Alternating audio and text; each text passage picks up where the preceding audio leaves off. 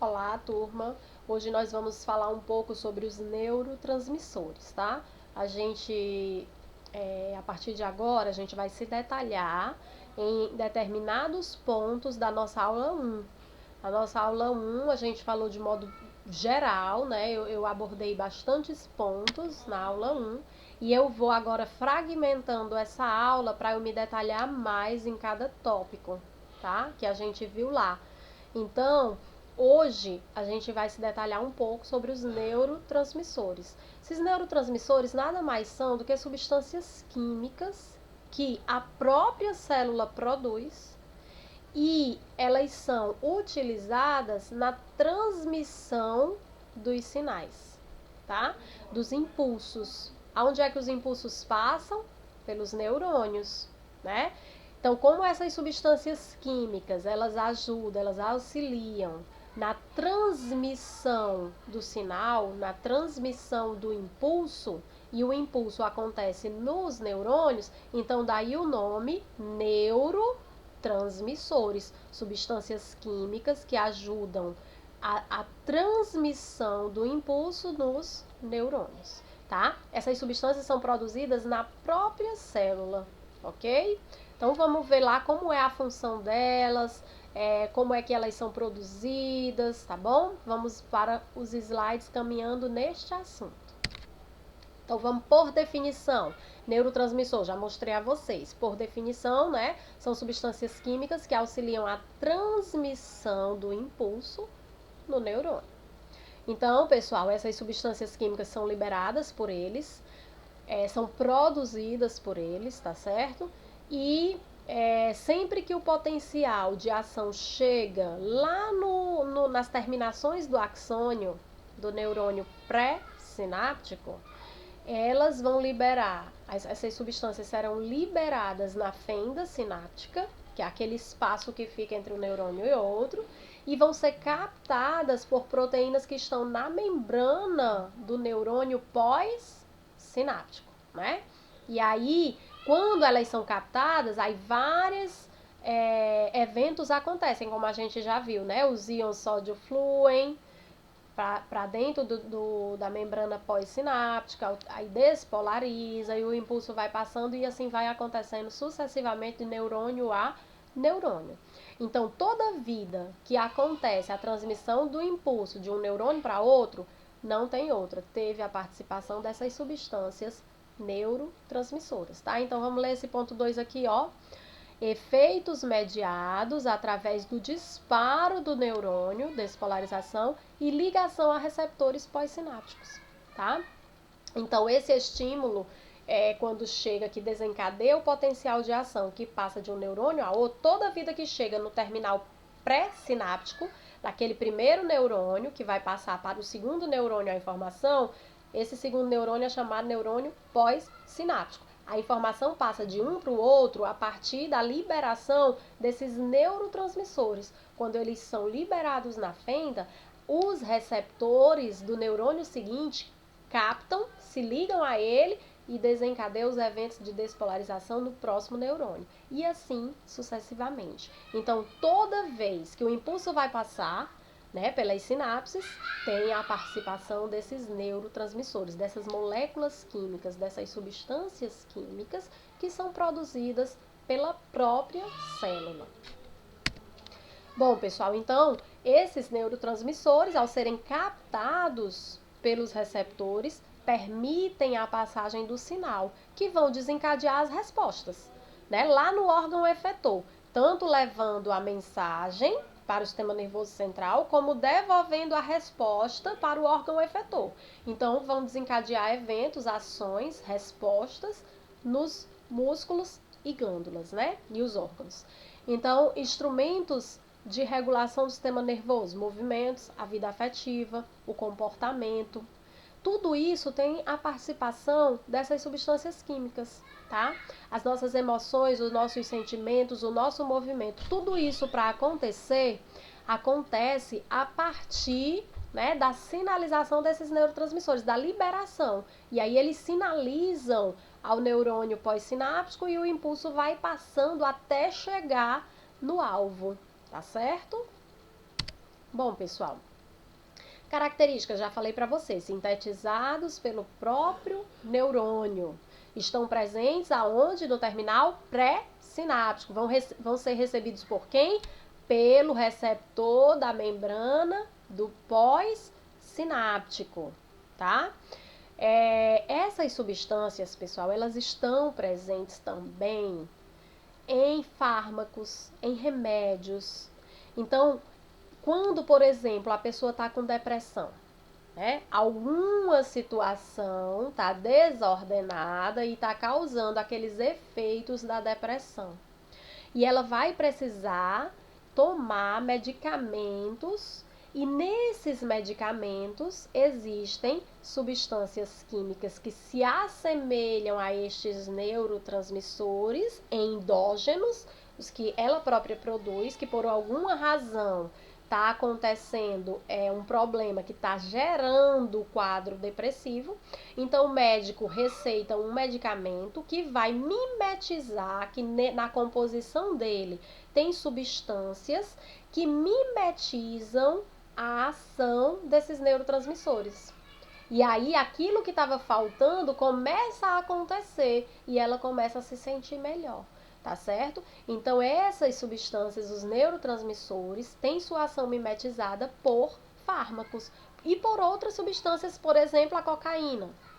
Que, inclusive, eu disponibilizei um conteúdo, né, assim, bem resumido, e um videozinho também bem resumido mostrando como é que é o efeito da cocaína, por que é causado o vício, tá certo? Então, eu queria que vocês assistissem também. Qualquer dúvida, a gente vai se comunicando aí pelas mensagens, tá?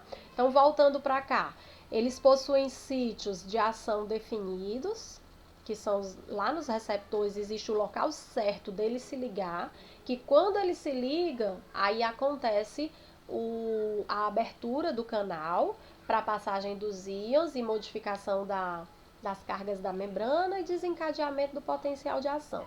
Aquilo que a gente sempre tem falado, né, sobre o potencial de ação. Ou ele faz isso quando ele se capta no receptor e abre logo o canal, ou ele se capta no receptor, esse receptor avisa outro para poder o canal se abrir. Então tem esses dois jeitos. Quando o neurotransmissor se encaixa no receptor, ou o canal se abre diretamente, ou ele avisa, se liga, avisa a uma outra substância, essa outra substância é que faz o canal abrir. Então, quando acontece esse tipo, a gente diz que houve a participação de um segundo mensageiro. Quer dizer, teve o receptor primeiro, que recebeu a mensagem, mandou para o segundo fazer o canal abrir. Então, a gente diz que nesse mecanismo houve um segundo mensageiro. Já no outro, em que o receptor se liga e o canal imediatamente se abre, é uma ação rápida, né? Não teve participação aí de segundo mensageiro. E isso vai trazer uma classificação para esses receptores, mas eu falo nos próximos slides, tá bom? E outra coisa importante, que é a questão do mecanismo de recaptação desse neurotransmissor. Esse neurotransmissor, quando ele é liberado e ele desencadeia a resposta que tem que ser desencadeada, pronto, pessoal, cumpriu a missão. Ele tem que sair dali, tá? Porque se ele não sair dali, ele vai continuar... como é que eu posso dizer? Ele vai continuar permitindo a passagem desse impulso. E isso não pode acontecer. Ele precisa ser reabsorvido, né, para que cesse ali, já cumpriu com a missão. E um outro potencial chegando, aí sim, mais uma vez ele é liberado. Então ele cumpre a missão e ele é recaptado, ele é retirado daquele receptor, porque senão os canais iam ficar abertos o tempo todo e a despolarização ia estar acontecendo o tempo todo, né, até causar fadiga. Então, ele é reabsorvido, ele é retirado do sítio de ligação e reabsorvido, tá bom? Para cessar o efeito. Então, eles possuem mecanismo de remoção, né? No caso aqui, quem executa esse mecanismo é o neurônio, de remoção do sítio de ação, lá da fenda. Então, eles são recaptados, eles são inativados por enzimas. Então, tá aí, pessoal, eu trago mais uma vez os eventos que acontecem na hora da transmissão do impulso de um neurônio a outro. Vocês percebam como a gente precisa daquelas nossas primeiras aulas, dos eventos que acontecem no desencadeamento do potencial de ação, tá? Então, ó, um potencial de ação despolariza o terminal axônico. Esse terminal é qual? É o pré-sináptico. O impulso está passando desse para esse, né? Então, esse é o pré-sináptico e esse é o pós-sináptico. Então, quando o potencial de ação chega nesse terminal pré-sináptico, o que vai acontecer? Os íons cálcios, eles vão entrar na célula. Quando eles entram, eles sinalizam para as vesículas que contêm os neurotransmissores que elas podem se fundir com a membrana e serem liberadas. Então, essas vesículas se fundem com a membrana do terminal pré-sináptico, liberam os neurotransmissores na fenda sináptica.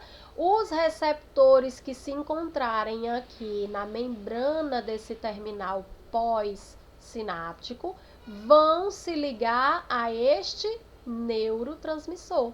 Na hora que se liga, pode acontecer de duas formas a passagem desse impulso. Quais são? Ou o canal se abre diretamente, os íons fluem, muda as cargas e o potencial é desencadeado. Ou, na hora que o neurotransmissor se liga, este receptor informa outro mensageiro, este mensageiro faz o canal se abrir. Então, quando tem a participação de um segundo personagem, então a gente diz que houve aí um segundo mensageiro. E esses dois mecanismos que eu acabei de explicar para vocês, o primeiro, o neurotransmissor se liga, o canal se abre, pronto, desencadeia potencial de ação. Ou o neurotransmissor se liga, o receptor informa um segundo e o segundo vai abrir os canais. Então, esses dois mecanismos, eles recebem nomes específicos. Então, o receptor que abre diretamente tem uma classificação e o receptor que envolve um segundo mensageiro tem uma outra classificação. E nós vamos já ver nos próximos slides, tá bom? Então, pessoal, seguindo. Tá aí, ó, mecanismos de ação dos neurotransmissores. Quando estes neurotransmissores são captados por um receptor que ele já abre diretamente o seu canal de passagem dos íons e aqui o potencial de ação vai ser desencadeado, eu digo que esse receptor é classificado como um receptor ionotrópico, aquele receptor que já abre os seus canais de passagem dos íons. Professora, quais íons? Lembra, por potencial de ação desencadear, quais são os íons que entram? O sódio, né? Que é para poder inverter as cargas do neurônio, que estava negativo dentro, positivo fora. Na hora que o receptor que o neurotransmissor se liga no receptor, esse canal abre, os íons sódios entram na célula para desencadear o potencial de ação. Então, quando este receptor ele abre diretamente esses canais, ele é classificado como receptor ionotrópico, tá certo? Mas eu disse a vocês que há uma segunda forma, que o neurotransmissor se liga, este receptor, ao receber esse neurotransmissor, informa a um segundo personagem, que aqui eu vou chamar de segundo mensageiro, e ele vai lá, ó, e informa ao canal que ele pode se abrir. Então, aqui eu digo que esse tipo de receptor é um receptor do tipo metabotrópico, tá certo? Quando envolve a participação de um segundo mensageiro. Esse tipo de receptor, ele desencadeia uma resposta mais lenta. Percebam que o neurotransmissor se encaixou, aí foi preciso informar um segundo para uma segunda substância química fazer o canal se abrir. Então ele provoca um efeito mais lento, mais duradouro. Já esse primeiro, o receptor ionotrópico, ele já tem um efeito mais rápido. Encaixou, abriu. Né? Então, esses aqui são de efeitos rápidos, enquanto o metabotrópico são de efeitos mais duradouros, mais lentos, mais demorados. Tá bom? Tá claro? Vamos seguindo. Qualquer dúvida, lá nas mensagens, tá, pessoal? Vocês vão assistindo a aula e anotando as dúvidas de vocês no caderno. E aí, depois, vocês podem me perguntar lá nas mensagens que eu estarei disponível às terças-feiras no horário da nossa aula e eventualmente em outros dias, quando eu tenho um tempinho, eu entro para tirar as dúvidas de vocês, ok? Vamos lá. Bom, pessoal, Destes neurotransmissores, eu tenho vários. Eu tenho a acetilcolina, é um tipo de neurotransmissor. Eu tenho a serotonina, que é outro tipo de transmissor. Eu tenho o ácido GABA, que é outro tipo de neurotransmissor, né? E que estes neurotransmissores, eles podem ter os efeitos tanto excitatórios quanto inibitórios, e tem aqueles que têm efeito só inibitório, e tem aqueles que têm efeito só excitatório. Então, isso aí vai de cada neurotransmissor. Professora, eu tenho que decorar quais são os excitatórios? Não, mas aqueles mais conhecidos, vocês têm que saber o efeito que eles provocam. Por exemplo, o ácido GABA, inibitório, né, que é o inibidor da dor.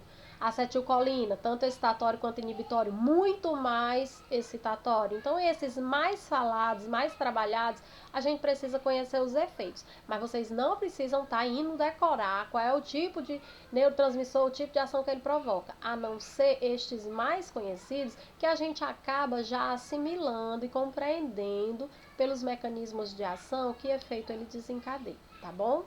Então, pessoal, a acetilcolina é o que eu vou trazer como exemplo principal aqui pra gente. Ele vai estar nas vias centrais, ele tem ampla distribuição, tanto no cérebro quanto também no sistema nervoso central. Ele também tem no sistema nervoso periférico a distribuição, tá bom? Então, ele está presente lá na junção neuromuscular, por isso que eu estou trazendo ele como exemplo, porque ele está ali bem distribuído, tá certo? Ele tem receptores, né? Então, no mecanismo de ação desse neurotransmissor acetilcolina, ele tanto pode ser recebido através de um receptor ionotrópico, como em outras situações ele é recebido por receptor metabotrópico. E aí, pessoal, por isso que eu estou trazendo ele como exemplo, porque dá para eu pegar as duas coisas para apresentar a vocês, tá certo? Então, olha só, o tipo de receptor da acetilcolina, ele tem receptor, geralmente, eu disse a vocês, ó, geralmente o efeito é excitatório, né? E ele também tem efeito inibitório. Então, o tipo de receptor que ele é captado, dependendo da situação, vai ser um receptor ionotrópico ou pode ser um receptor metabotrópico. Professora, eu estou vendo aqui no slide receptor NIC e MUSC. O que é isso? Vou já explicar para vocês, tá? Até agora nós estamos com a seguinte classificação: receptor ionotrópico e receptor metabotrópico. Até agora. Vou já falar o que são esses outros receptores, tá bom? Bom, e nos aspectos funcionais, que tipo de funções, efeitos ela provoca? Vigília, né? Aprendizado e controle motor. Lembram que ela está lá na junção neuromuscular, né? Lembra que ela está amplamente distribuída aqui, ó, no cérebro, que está responsável pela nossa aprendizagem também, tá? E ela também desencadeia aí a função de vigília, de manter esperto, tá certo? Então vamos lá. Professor, o que é isso? A senhora está falando de neurotransmissor e agora a senhora mostra essa imagem. Gente, eu disse a vocês que a acetilcolina, ela tá lá amplamente distribuída no cérebro, sistema nervoso central, mas ela tá também no periférico, né? No autônomo, divisão simpática e parasimpática. Então, eu trouxe essa imagem para chamar a atenção de vocês, para mostrar, ó, olha aqui, ó, ACH é o símbolo que a gente usa para representar a acetilcolina. Olha ela presente aqui, ó, no simpático, e olha ela presente aqui no parasimpático, tá? E aqui eu mostro a vocês um neurônio, ó, pré-ganglionar e um neurônio pós-ganglionar. Professora, o que é isso? Neurônio pré, pós? Gente, lembram que nós falamos sobre o sistema nervoso que estava dividido em sistema nervoso central, sistema nervoso periférico, e que esse periférico era formado por nervos e gânglios. Pronto. Então, aqui eu tenho o neurônio, ó, do nervo periférico, e eu tenho aqui a região ganglionar, tá? E nessa região ganglionar, eu vou ter uma parte antes do gânglio, que eu chamo de pré-ganglionar, e uma parte depois do gânglio, que eu chamo de pós-ganglionar, tá bom? Então, ó, a acetilcolina, ela participa das sinapses pré-ganglionares, antes do gânglio, no sistema nervoso simpático, E ela participa também na região pré-ganglionar, no parasimpático. Olha como ela está amplamente distribuída. Lá no central, amplamente distribuída no cérebro. Aqui no periférico, tanto no simpático como no parasimpático, ela está participando. E na região pós-ganglionar, professora, aqui na simpática ela nem aparece, né? Não, ela não aparece, aqui ela não participa. Aqui são outros neurotransmissores. Mas já lá no parasimpático, na região pós-ganglionar, ela aparece de novo, ó. Tá certo? Então, ela aqui vai estar sendo recebida por um receptor, tá? E esse receptor a gente já vai já ver, ele é do tipo ionotrópico. E na pós-ganglionar do parasimpático, ela é recebida por um receptor diferente. Estão vendo aqui como ele é diferente? A estrutura dele, ó, é diferente dessa. Essa é só um canalzinho. Essa não, ó, são várias estruturas. Esse aqui é do tipo metabotrópico, tá bom? Então eu trouxe essa imagem para mostrar a vocês a distribuição da acetilcolina. Ela não está só no sistema nervoso central, ela não está só no músculo, ela está amplamente distribuída, tá bom? Vamos seguir. Eita, professora, o que é isso? Nada demais. Percebam aqui que eu estou trazendo, ó, mostrando lá no parasimpático, basicamente aquele que eu mostrei a vocês no slide anterior, e no simpático, tá? A ação de neurotransmissores. No parasimpático, eu estou trazendo acetilcolina. E no simpático, eu estou trazendo noradrenalina. Professora, mas na anterior a senhora falou que era acetilcolina nos dois. Mas não é só ela. Por isso que eu estou trazendo nesse slide um outro exemplo para vocês entenderem que não é só a acetilcolina que age ali, tá bom? Então, ó, no parasimpático eu tenho a acetilcolina. Ela pode, eu disse a vocês, ó, vamos voltar aqui o slide. Eu disse a vocês que ela pode ser recebida por um receptor do tipo ionotrópico, que é só o canalzinho, como ela pode ser recebida por receptores, ó, que vão passando a mensagem de um para o outro, né? Os metabotrópicos, pronto. Então tá aqui, ó, no parasimpático, a acetilcolina, ela pode estar sendo recebida por receptores metabotrópicos, tá? Que vão passando de um para o outro a mensagem até chegar no canal. E ela pode ser recebida por receptor ionotrópico, que vai abrir o canal direto e passar. Vamos voltar para o slide? Olha ela aqui, ó. Esse tipo de receptor é qual? Ionotrópico. Já bem aqui, ó, no parasimpático, qual é esse tipo de receptor? Metabotrópico. Então a acetilcolina, ela tá, ó, sendo recebida, dependendo da situação e da localização, pelos dois receptores, em um momento pelo ionotrópico, em um outro momento pelo metabotrópico, tá? Então, aqui lá no simpático, a noradrenalina, ó, receptor, que receptor é esse? Metabotrópico, tá? Que é aquele que vai passando de mensagem vai passando a mensagem para um segundo mensageiro, de um a outro, beleza? Estes receptores, vamos voltar aqui, ó, eles podem ser do tipo colinérgicos ou adrenérgicos, tá? Então, esses receptores colinérgicos, eles podem ser do tipo ionotrópicos, ó, tá?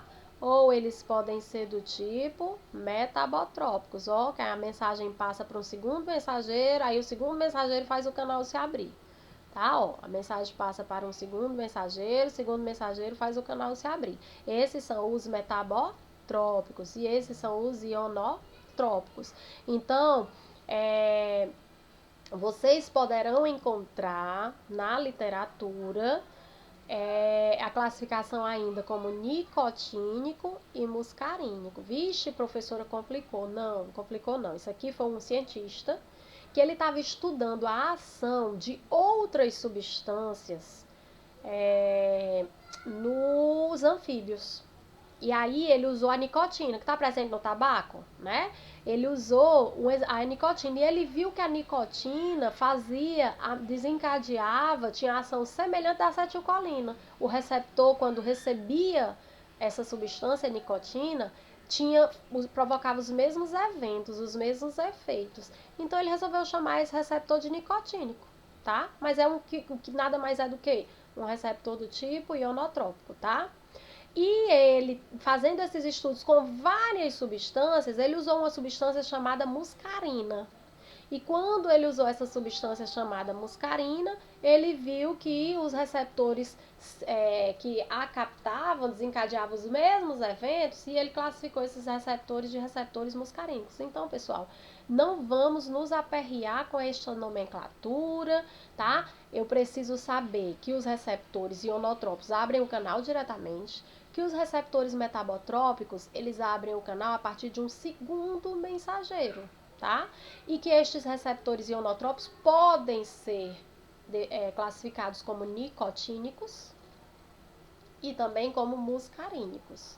Os nicotínicos estão no grupo dos ionotrópicos e os muscarínicos estão no grupo dos metabotrópicos. Então, eu não quero que vocês se aperreiem com essa nomenclatura. Eu trago, porque vocês podem encontrar em questões. Aí vão dizer, eita, a professora não falou disso.